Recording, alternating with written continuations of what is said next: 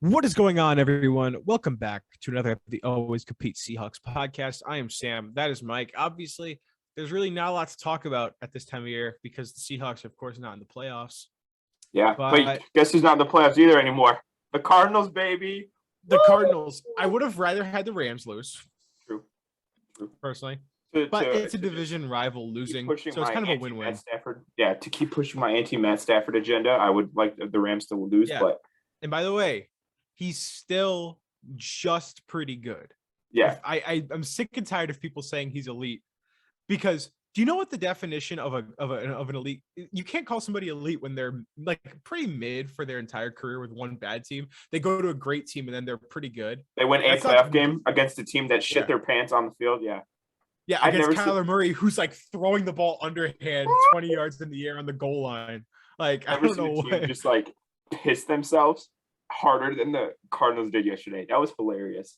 Well, I mean, we can maybe talk about that at a different time, but let's get Yeah, into the big true, news that true. dropped late last night for me. It dropped, I think, around o'clock Eastern time, and it is the news that Seahawks fans have essentially waited 3 years to hear. Ken Norton Jr. They will not retain Norton Jr. and that means that his contract ended, and they're not going to bring him back. So it's Perfect. essentially a firing, but they're just not going to bring him back. Yeah. This is big news. This is very big news because this is a major coordinator. And more importantly, a guy who Pete is really close with. This is Pete's guy. Ken Norton Jr. is Pete's guy. That's why he brought him in. I mean, this is a really talented defense, and it just seemed like for a lot of the year, the scoring defense. So obviously, scoring defense is great, and I think that's fine. We were like top 15. I want to say I don't think we were top 10, Yeah. but we were Yeah, I somewhere think up we were there. close there. Yeah. No, but the team gives up record-setting amounts of yards every year. Mm-hmm. And at one point, you got to wonder, when are they just going to give in? When are they just going to give in and be like, all right, this is not working out? And they gave in yesterday, also firing Andre Curtis, the defensive passing games coordinator. Mm-hmm. This now leaves 3 coaching pieces open. Quarterbacks coach, which is maybe the most important one of all this offseason. Jake Heaps, please. Some Jake Heaps, maybe. No, but and we're also talking about. No, we're also talking about, of course, now DC, maybe like the second most important coaching position on the team. Let's just get right into it. Let's give some thoughts. Let me give my thoughts first because I woke up this morning, like I do every morning. I wake up at like 6:30 Mm-hmm. Eastern, get ready for school. I wake up and I always check my phone first thing, and I'm always in like a bit of a daze. I don't really know what's happening, but I see people tweeting like, yeah, Ken Norton Jr. It's like, oh yeah, Ken Norton Jr. this. Oh yeah, Ken Norton Jr. that. And I'm like, okay, that's weird. Usually whenever I see tweets about somebody that seem fairly random, it means that something bigger happened. So I scroll down and I see Bob Condotta tweeting out at about 1 a.m. my time. Yeah, Ken Norton Jr. will not be coming back to the Seahawks. My first thought was, this is a huge win. This is a huge win to sign, as a sign that, Pete Carroll, he's always seemed to be the guy where, like, even if you're not good, if he likes you, he'll keep you. Yeah. Yeah. And, I see that 100%. And it's kind of been evident with K&J that I think K&J is a fine coach. I don't think he's a bad coach. I just want to say he's a fine coach. He'll catch on somewhere pretty easily, I imagine, maybe in college football, maybe as a position coach in the NFL, or hell, maybe even a DC if one of these teams needs a DC quick and just needs to get somebody to catch on. Yeah. This is a guy who the players loved a lot, and that's really my main question because he was also the linebackers coach. Mm-hmm. Maybe the most important player on the team on defense, Bobby Wagner, of course, is a linebacker. He had some closeness to K&J, and I imagine it's all about how you fill in that spot. K&J was a coach that he keeps preaching this like bend don't break philosophy. Well, we could give up 500-600 yards in a game, but what does it matter if they don't score? Right. And I could kind of see both sides. I'm fairly in the middle where, like, of course I don't want them scoring, but why do we have to give up yards? Yeah. What if we're just a really good defense in general? Because if you think about it in another way, them continuing to get first downs and to keep moving their drives along. Doesn't matter if they don't end up scoring, it keeps our offense off the field. And so our offense can't score. So Yeah. you're kind of it's a weird philosophy. I don't like bend don't break philosophies personally. To me, I just think it's kind of dumb. I think it's unnecessary. just intercept the ball every time. Like why not? Why can't you just intercept? It's not that hard. Press man every time and just madden it, bro. Every time. Cover 2 man. Why can't you just run a goal line defense, get a sack every play? You know, I don't. Just Superman Jamal. Just have him jump the snap count, intercept the snap count. Boom, we're in. Yeah, hard, intercept the shotgun snap. Just have him try to predict the play every time. Yeah. Just keep jumping on sides. No, but in reality, in reality, this is a move that I think really needed to happen. It's a move that was kind of overdue, especially after last year with how the team was really winning a lot of games. We were 5-0, but the defense was the worst in NFL history by points and by yards. Yeah. So I think especially I think it's not so much that the defense was meh and it's been meh for the last 4 years. I think it's more so that the defense is very talented and they're still meh. Yeah. And I think Pete Carroll and especially Jody Allen and maybe even John Schneider, they all got in that meeting room. Apparently they had a very long, important meeting on Thursday last week where according to all reports, Pete and John walked into the room with what they think is the future of the team. And we don't really know much from that report, but you got to wonder that K&J's name must have come up at this point. And, by the way, props to Jody Allen, because we were all thinking, oh, she's not going to do anything. She's going to, be distant. She's not going to do. So for her to kind of have this meeting with them and then for them to take action pretty much right away, I think that's a very positive sign for the Seahawks. I think that's a sign that she is going to be more involved. She's going to make the tough calls if they have to. So that right there was very encouraging for me as a Seahawks fan, to be honest. It is very promising because we all know that Paul Allen was one of the many owners that get involved. And there's a few obviously more than others. There's, Jerry Jones, who's literally the GM of his team. Yeah. There's which I think to this day is the dumbest thing ever, to walk into a building and be like, I'm the GM now. No, you don't understand. I didn't just buy the team. I'm the GM. And who's going to stop me? I'm the owner. Jerry Jones just playing Madden at this point, bro. He just playing Jerry Madden Jones franchise mode. He's literally unfireable. Yeah, he's playing Madden franchise mode, bro. Who's going to fire him? Who's going to turn off his Xbox? Nobody. Yeah. The only time that Jerry Jones won't be the Cowboys GM is when he doesn't feel like doing it anymore. And that's the main part.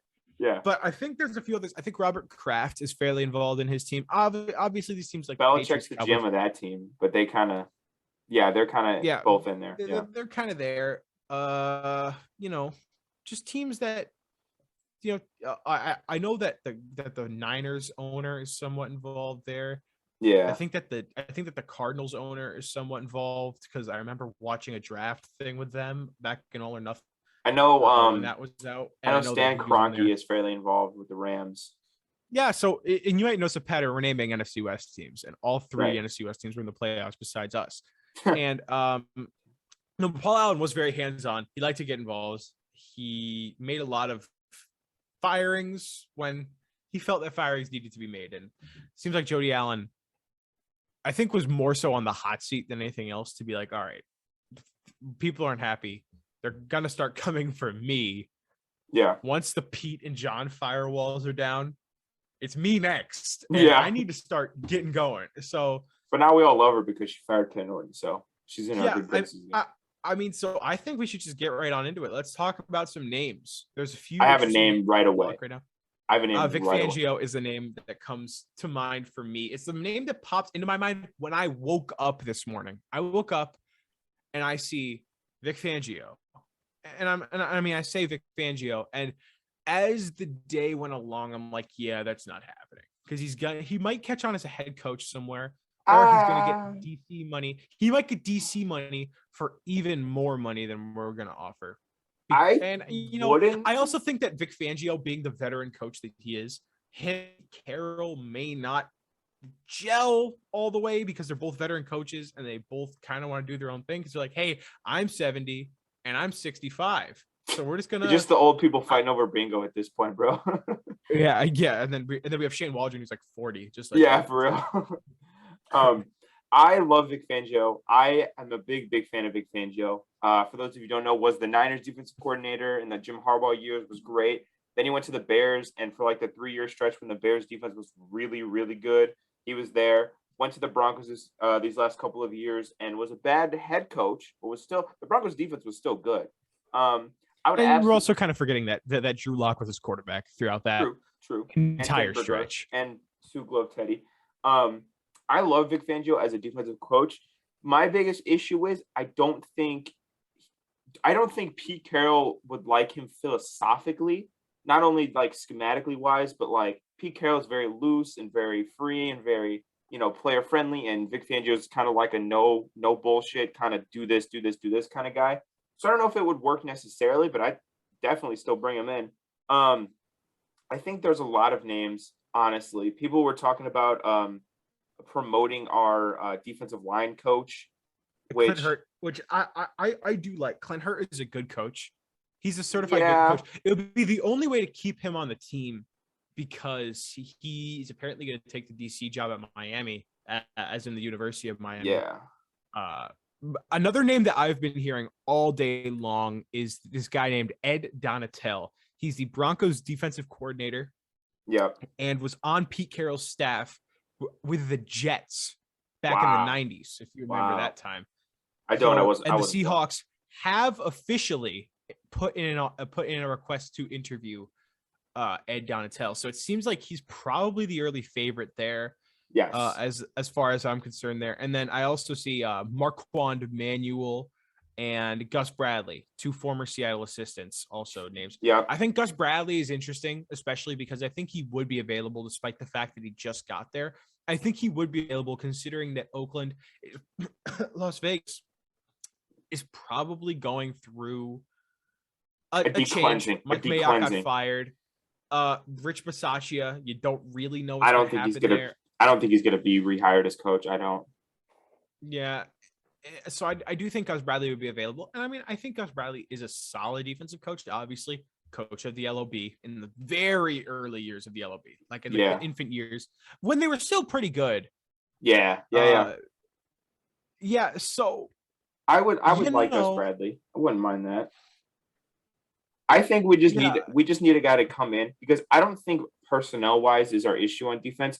I think we just need a guy who has a good scheme and I don't need anything crazy like Vic Fangio. I'm going to be honest. Vic Fangio is like an evil scientist with his blitzes and his stunts and his combo coverages. I also don't know if Pete is that guy. I don't know if Pete's just the guy who just blitzes. I don't even think we need a guy like that. I think we just need a guy who can just not be a dipshit, can run basic defensive schemes. Our players can make plays. You know what I mean? Because whatever defense you run, Bobby's going to make plays. Quandra's going to make plays. Jamal's going to make some plays. You know what I mean? So just try to maximize as much as you can do with that.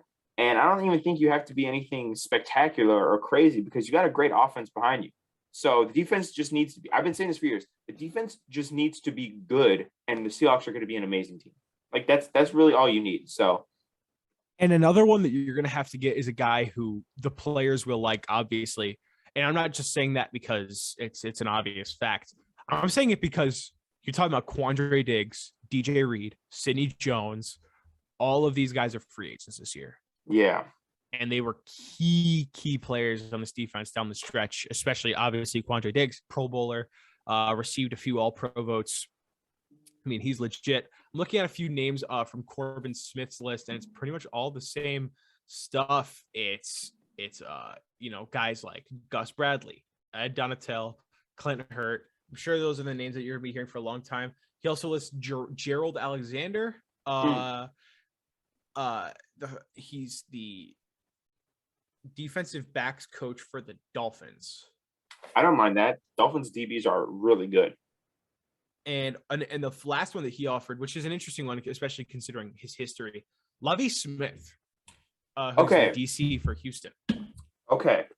I love Lovie Smith. Lovie Smith used to be the Bears head coach. You Lovie? Lovey Smith. I love you, Smith. Yeah, I love you, Smith. The problem with Lovey Smith is Lovey Smith, and I'm not sure exactly what he still runs, but when he ran his stuff with the Bears and in Illinois, and obviously I'm right here, I saw him all the time. He ran a very heavy cover 2 scheme. Loved cover 2. Loved the Tampa 2 style of defense. I think the Seahawks are more of a cover 3 kind of team. They love them some cover 3. They really have ever since the LOB has been there. So I think schematically he's just not what the Seahawks typically run. However, I think he's a great leader. I think he's a great defensive mind, and I think he could shift his scheme. But I think if you're looking at a guy that kind of fits their mold, I don't think it's a Lovie Smith, to be completely honest. But I could be wrong. Yeah.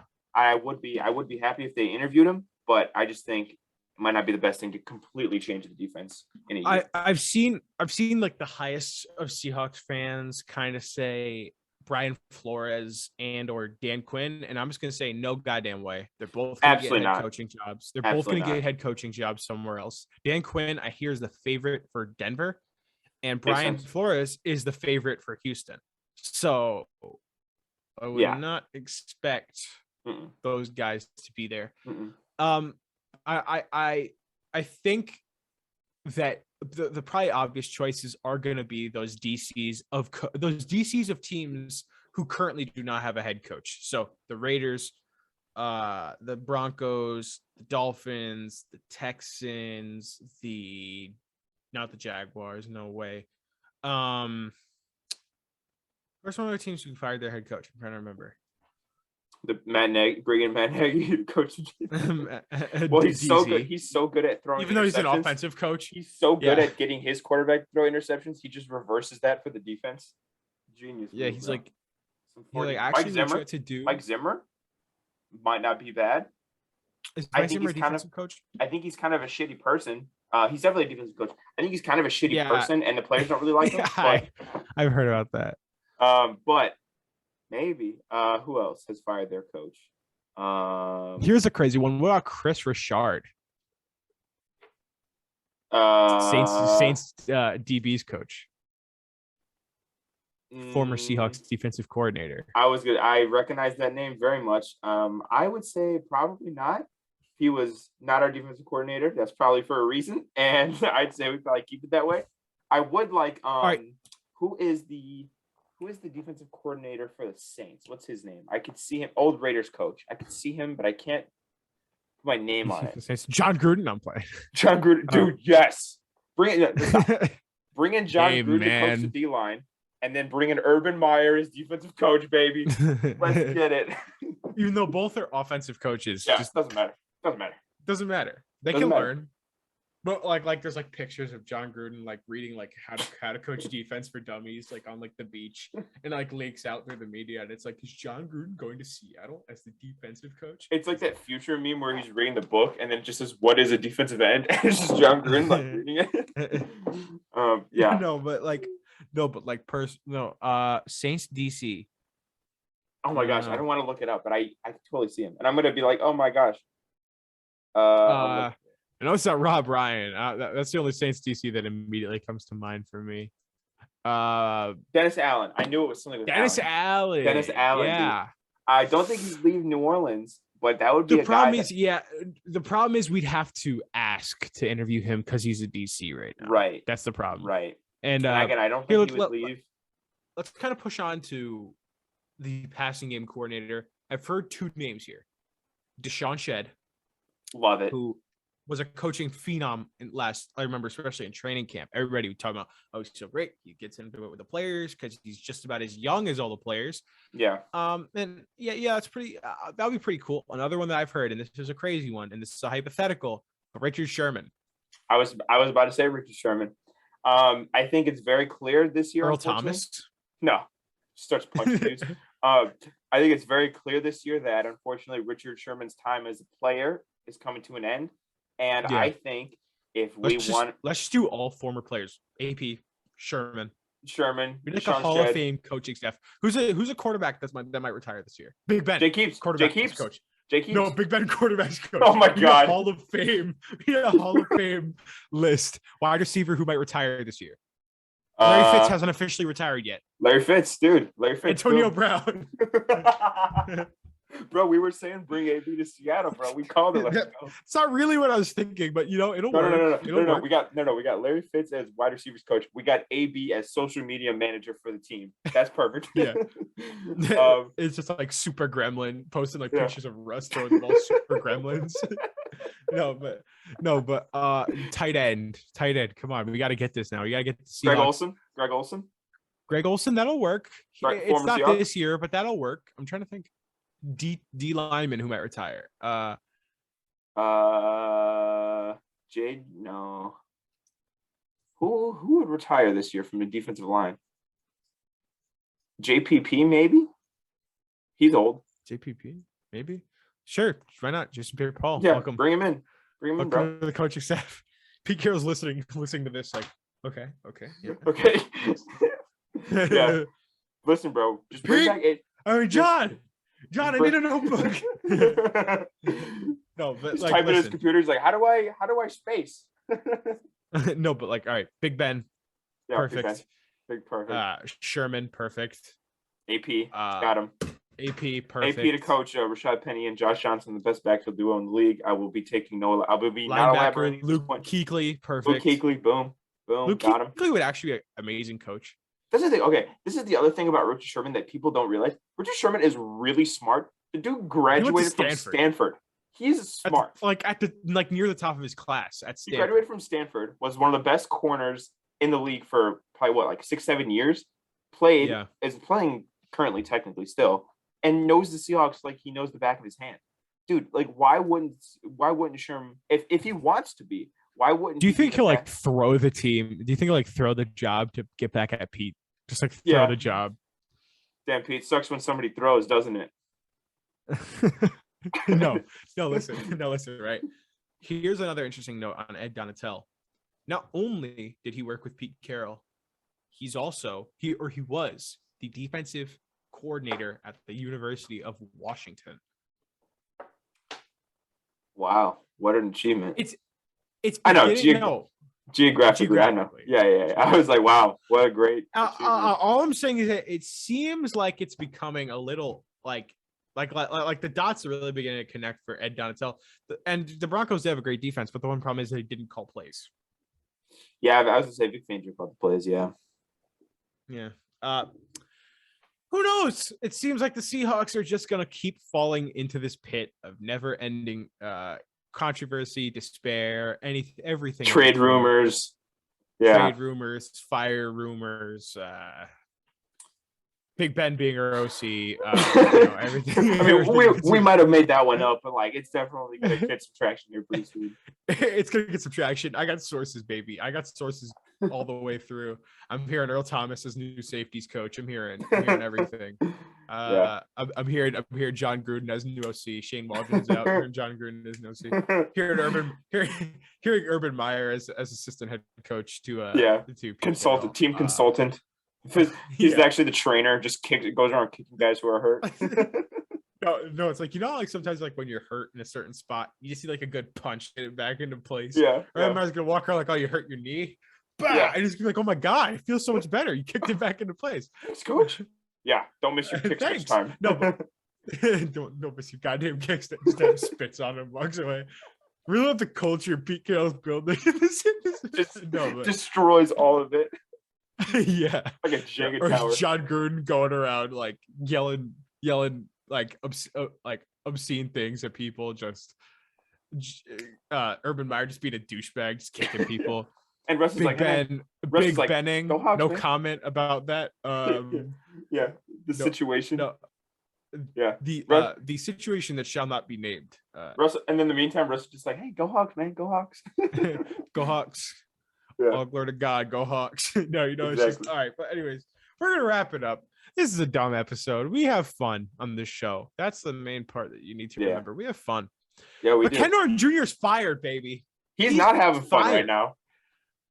And he's definitely not having fun right now. Well, maybe he is. Maybe he's thank God, dude. Maybe he hates Pete. And he's dude, thank God, my community service is up. Yeah, he got fired by Pete. And he's no. come on. And then he walks out of the room like, no, honey, we're going on vacation. Let's go. Honey, get back on the phone with Nick Saban. We're going all in. Dude, that's what Nick Saban would be doing. He'd be taking like NFL rejects and just make them like the best and the best. Bill O'Brien. Bill O'Brien's getting talks as like the Jags head coach. Yeah, I think that's isn't that hilarious? Dude got his cheeks clapped in the national championship. Who's the Alabama DC? Pete Golding. Oh, he kind of asked him. Nick Saban really does the defensive fit, to be honest. Nick Saban handles that. Well, Ken Norton Jr.'s job has opened wide open. So Mike is going to be competing with Georgia for the next 5 years with Ken Norton Jr. as his new DC, an eventual successor to Nick Saban. Oh my gosh! He retires and becomes the next head coach of the Seattle Seahawks once Pete Carroll's fired. Oh, okay. Okay. But anyways, we're going to wrap it up. Appreciate you guys for watching. Subscribe, leave a like. Stay tuned for some Seahawks offseason content, especially as the stove continues to get hotter. You see, at this point, I'm really bored because usually we'd at least have like MLB stuff by now, but that's not happening. We're locked out. Carlos Correa hasn't had an opportunity to sign with the Cubs yet, unfortunately. So yeah, unfortunately, Saya Suzuki just hasn't had a chance to finalize that Red Sox deal. He put the pen to paper. He put the pen to sign his name, and then clock struck. Beep beep beep beep beep. Oh shit! Yeah. But damn it! Incoming. Just signed the contract. He like doesn't speak. Like they don't have an interpreter there. Like he just doesn't speak English. Like he just doesn't know what they're saying. Or bro is even better. He was gonna sign the contract. He's like, I have an hour left, and they're like, nah, bro, you on West Coast time. He's like, oh shit. Nah, bro, you on Japanese time. Oh shit. Okay, but that's gonna wrap it up. Appreciate you guys for watching. See you in the next episode. Peace out. Peace.